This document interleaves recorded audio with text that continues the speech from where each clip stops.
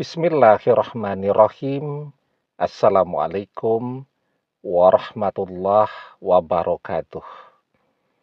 Bapak-bapak, ibu-ibu, mas-mas, mbak-mbak, khususnya adik-adikku sekalian yang dirahmati Allah dimanapun Anda berada.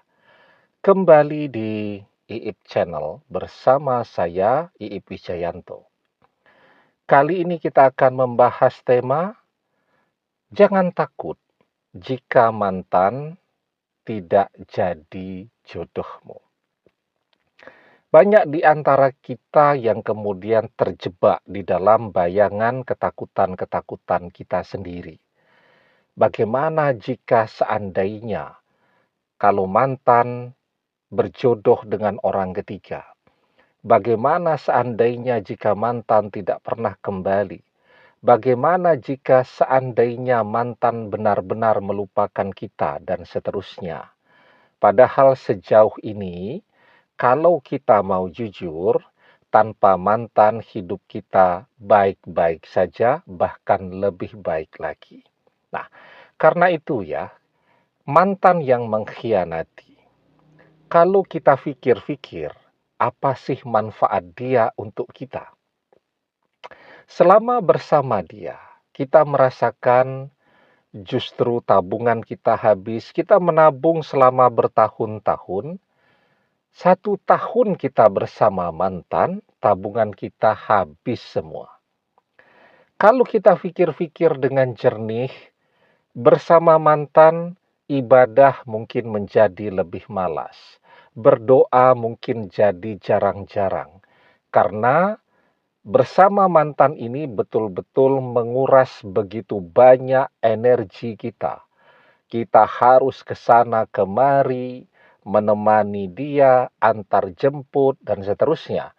Yang tentu saja kalau kita capek, itu berpengaruh kepada ibadah kita.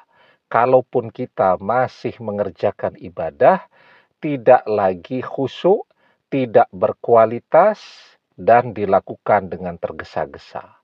Jadi mantan membuat kita mengalami kemunduran di dalam beribadah kita. Yang ketiga, kalau kita renungkan, ternyata bersama mantan, fisik kita jadi kurus kering. Tidak hanya karena capek antar jemput dia ke sana kemari, tapi kita tahu persis bahwa selama bersama kita, kita bisa merasakan bahwa mantan ini terus berselingkuh ke sana kemari. Kita tahu dia tetap rajin kontak dengan mantannya dulu. Walaupun kita marah-marah, dia abaikan itu. Kita minta dia memblokir nomor WA dari mantannya dulu. Paling dia blokir 20 menit. Begitu kita teralihkan perhatiannya, dia buka lagi tuh blokir. Ya. Jadi bersama mantan itu tidak hanya capek, tapi juga membuat kita stres karena sangat menguras pikiran dan kesabaran kita, sangat menguras emosi kita. Ketika kita cemburu, kita jadi marah, terjadi pertengkaran. Kalau bertengkar jauh, mantan tetap bisa tidur nyenyak, tetap bisa makan lahap. Kenapa? Karena dia tidak menggunakan hatinya saat masih bersama kita.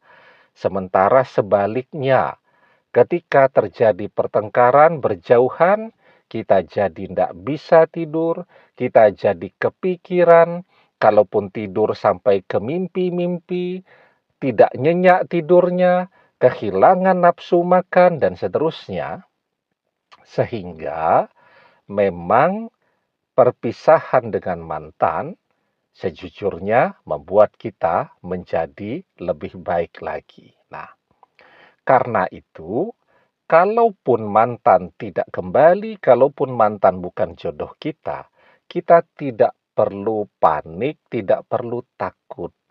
Apalagi ketika kita menyadari bahwa bersama mantan tadi kita mengalami kemunduran di dalam ibadah kita, maka insya Allah ketika kita ikhlas melepaskan mantan karena Allah, kita ingin memiliki seorang pasangan yang tidak hanya membuat kita bahagia dan bangga secara zahiriah, tetapi juga membuat ibadah kita, ketakwaan kita menjadi lebih baik lagi.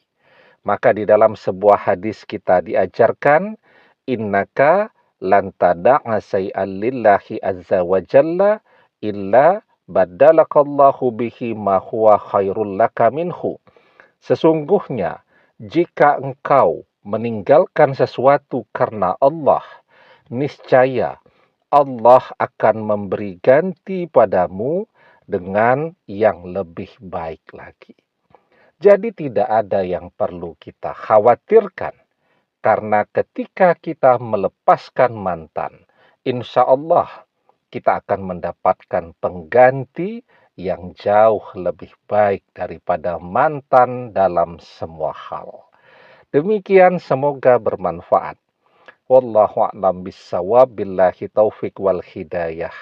Assalamualaikum warahmatullahi wabarakatuh.